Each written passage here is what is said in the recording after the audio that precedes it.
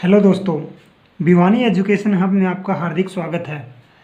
मैं आज आपको 9th क्लास की पॉलिटिकल साइंस का फर्स्ट चैप्टर कराऊंगा, जिसका नाम है समकालीन विश्व में लोकतंत्र। 9th क्लास का फर्स्ट चैप्टर है ये।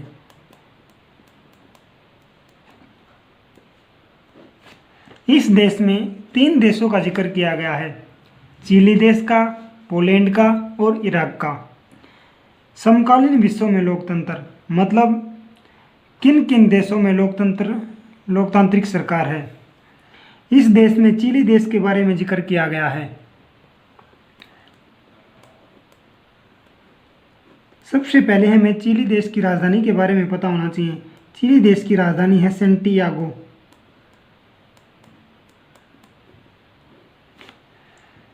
इसके बाद दूसरा देश है पोलैंड, जिसकी राजधानी है वारसा।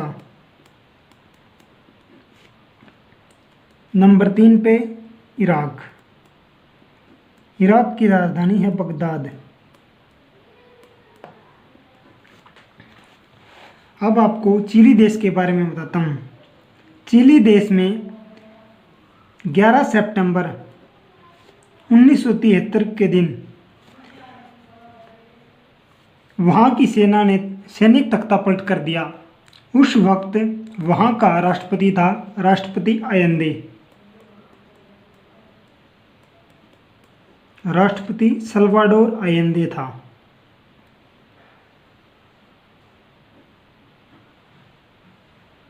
आयंदे तो 11 सितंबर 1973 को जो सैनिक तख्तापलट हुआ, उसकी अगुवाई जनरल अगस्तो पिनोशे कर रहा था। वहाँ की सेना को अमेरिका की सेना का समर्थन हासिल था। अमेरिका की सरकार या सेना राष्ट्रपति आयंदे के शासन से खुश नहीं थी, तो वहाँ पर 11 सितंबर 1973 को सैनिक तख्तापलट कर दिया और राष्ट्रपति भवन पर हमला कर दिया गया। उस हमले में 17 से 20 के बीच में बम फेंके गए। वहाँ पर ऐसा माना जाता है कि राष्ट्रपति आयंदे ने भवन के अंदर ही अपने आप को गोली मार ली। इस दिन राष्ट्रपति आयंदे की मृत्यु हो गई। उस दिन से उसके बाद राष्ट्रपति अगस्तो पिनोशे वहाँ का राष्ट्रपति बना।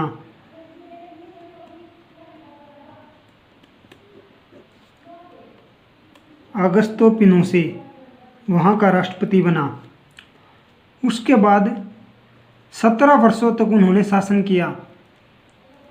उसके बाद 1988 में अगस्तो पिनोशे ने जनमत संग्रह करवाया। जनमत संग्रह में वहाँ की जनता ने सैनिक शासन को नकार दिया। सैनिक शासन के बाद वहाँ पे लोकतांत्रिक सरकार बनी। लोकतांत्रिक सरकार में जब 11 सितंबर 1973 के दिन सैनिक तख्तापलट हुआ, तो वहाँ पे क्या था, जो राष्ट्रपति आयंदे था, राष्ट्रपति आयंदे के जो समर्थक थे उनको मृत्युदंड दिया गया। जो उनके समर्थक मैंने बोले उन्हें जेल में डाल दिया गया। और वहाँ का वायुसेना के प्रमुख थे अल्बर्ट बेसले। अल्बर्ट बेसले, उनकी पत्नी और उनकी बेटी को बहुत यातनाएं दी गई और उनको प्रताड़ित किया गया। उसके बाद इसको वायुसेना के प्रमुख अल्बर्ट बेसले की बेटी थी मिशेल बेसले।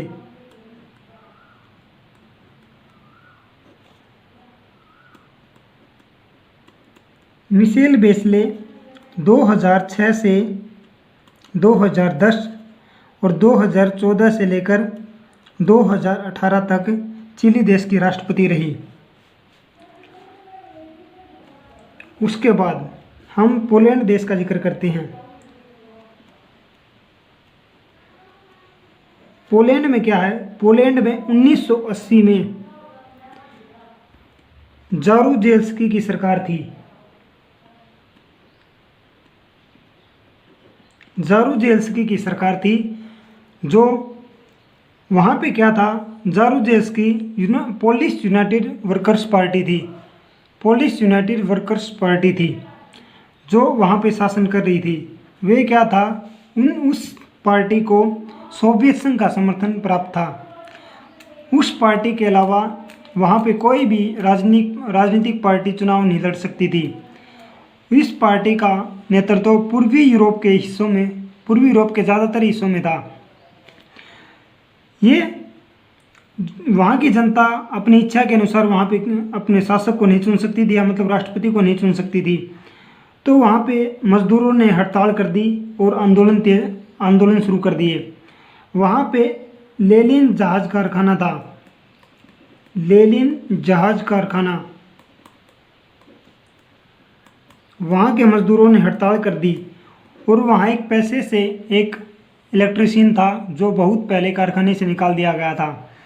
तो वो उनके नेतृत्व में उनका आंदोलन का नेतृत्व करने लगा और आंदोलन बहुत तेज़ी से होने लगे। और आंदोलन इतनी तेज़ी से हो गया जिनकी सरकार की आलोचना और आंदोलनों से घबराकर 1981 में सरकार ने, वहाँ के राष्ट्रपति ने, जारूजेल्स्की ने मार्शल लॉ लागू कर दिया। मार्शल लॉ घोषित कर दिया, लागू कर दिया। उसके बाद जो लेक वालेसा 1990 से लेकर 1995 तक पोलैंड का राष्ट्रपति बना। उसके बाद इराक देश की राजधानी है बगदाद।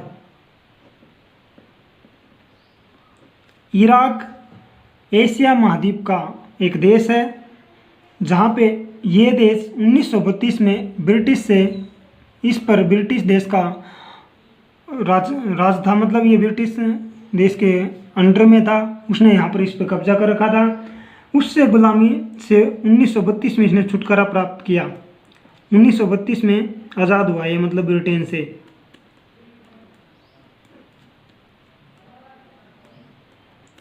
मैंने इसका एक ये लिख रखा है, मैं इससे थोड़ा बहुत पढ़ा देता हूँ। उसके बाद मैं आगे इसके छोटे क्वेश्चन हैं उनके बारे में बताऊँगा। मैंने यहाँ तक आपको बता दिया है। उसके बाद देखो, पोलैंड का राष्ट्रपति लेक वालेसा 1990 से लेकर 1995 में बना। सार्वभौमिक वयस्क मताधिकार का कालक्रम। सबसे पहले विश्व में किस देश में वोट डालने का अधिकार दिया गया? अगर हम अपने देश भारत देश की बात करें तो 1950 में भारत में वोट डालने का अधिकार दिया गया था। सबसे पहले न्यूजीलैंड में 1893 में वोट डालने का अधिकार दिया गया। मैंने कुछ देशों के 6-7 देशों के नाम लिख रखे हैं और इन्हें कब वोट डालने का अधिकार प्राप्त हुआ ये भी लिख रखा है। 1893 में न्यूजीलैंड को, 1917 में रूस को, 1928 में ब्रिटेन को, 1945 में जापान को, 1950 में भारत को और 1965 में यूएसए को दिया गया। और एक लास्ट देश है 1994 दक्षिण अफ्रीका।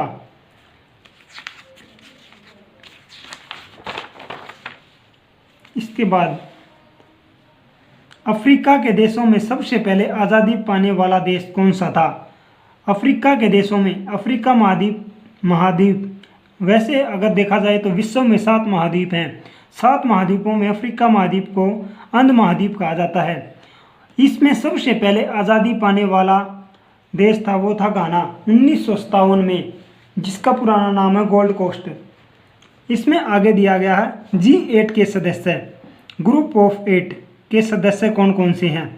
मैं आपको याद करने की एक ट्रिक बता देता हूँ। आपको मित्र राष्ट्रों के बारे में,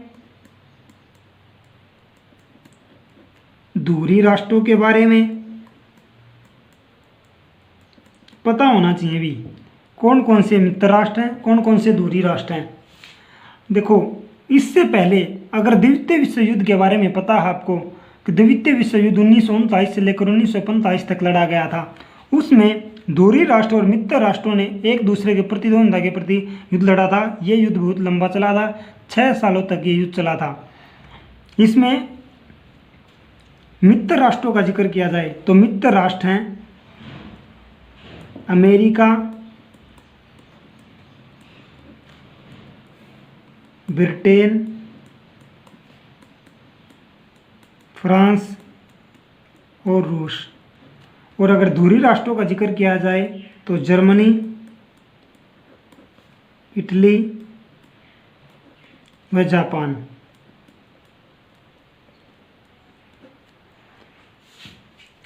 ये तो मित्र राष्ट्र हैं, ये दूरी राष्ट्र हैं। इसमें कौन कौन से देश हैं? Canada, Germany, Italy, Japan, Britain, USA, रूस और फ्रांस। देखो भी इसमें 8 देश। ये तो है धुरी राष्ट्र, जर्मनी, इटली, जापान। उसके बाद है मित्र राष्ट्र ब्रिटेन, यूएसए, फ्रांस और रूस। और एक है कनाडा। अगर इसमें 2 देश दिए गए, उत्तरी अमेरिका महाद्वीप के 2 देश हैं, एक कनाडा और एक अमेरिका। कनाडा क्या है?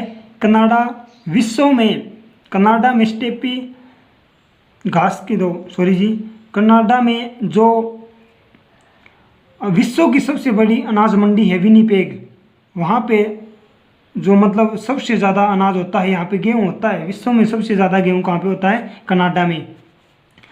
ये उत्तरी अमेरिका महाद्वीप के 2 देश हैं, कनाडा और यूएसए। उसके बाद विश्व में सबसे बड़ा धन देने वाला संस्थान कौन सा है? IMF, इंटरनेशनल मॉनेटरी फंड, अंतर्राष्ट्रीय मुद्रा कोष। इसकी स्थापना 1945 में हुई थी। इसके मुख्यालय है वाशिंगटन में। इसके सदस्य देशों की संख्या 188 है। यह सिर्फ अपने सदस्य देशों को ही ऋण देता है। उसके बाद है उपनिवेश किसे कहते हैं? गुलाम देश को उपनिवेश कहते हैं। संयुक्त राष्ट्र, यूनाइटेड नेशन का गठन 24 अक्टूबर 1945 को हुआ था। इसका गठन क्यों किया गया था? क्योंकि द्वितीय विश्व युद्ध के बाद विश्व को शांति स्थापना के लिए यूएनओ का स्थापना की गई थी। उसके बाद यूएनओ राष्ट्र महासभा की एक सुरक्षा परिषद है जिसके कुल सदस्य 15 हैं, 5 स्थायी सदस्य और 10 अस्थायी सदस्य। 5 स्थायी सदस्य कौन कौन से हैं? जिनको वीटो का अधिकार प्राप्त है। विश्व शक्तियों का अगर हमें पता है, जैसे अमेरिका और रूस 2 प्रतिद्वंदी थे। ये 1945 के युद्ध के बाद इनमें शीत युद्ध हुआ था। यूएसए और रूस, सोवियत संघ बोला जाता था रूस को पहले।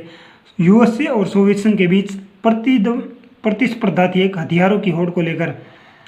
2 देश यूएसए, रूस, ब्रिटेन, फ्रांस और चीन, ये इन 5 देशों को वीटो पावर का अधिकार प्राप्त है। वीटो का क्या अर्थ होता है? वीटो एक लातिनी भाषा का शब्द है जिसका अर्थ है मैं मना करता हूँ। उसके बाद विश्व बैंक के अध्यक्ष का मनोनयन कौन करता है? Finance minister of America. विश्व बैंक की स्थापना 1944 में हुई थी। इसके 5 ब्रांच हैं, मतलब इसकी 5 शाखाएं हैं। जैसे मैं बता देता हूँ, मीका हो गया, IFCA हो गया, इसकी 5 ब्रांच हैं। उनके बारे में कभी अलग से पढ़ेंगे। थैंक यू दोस्तों।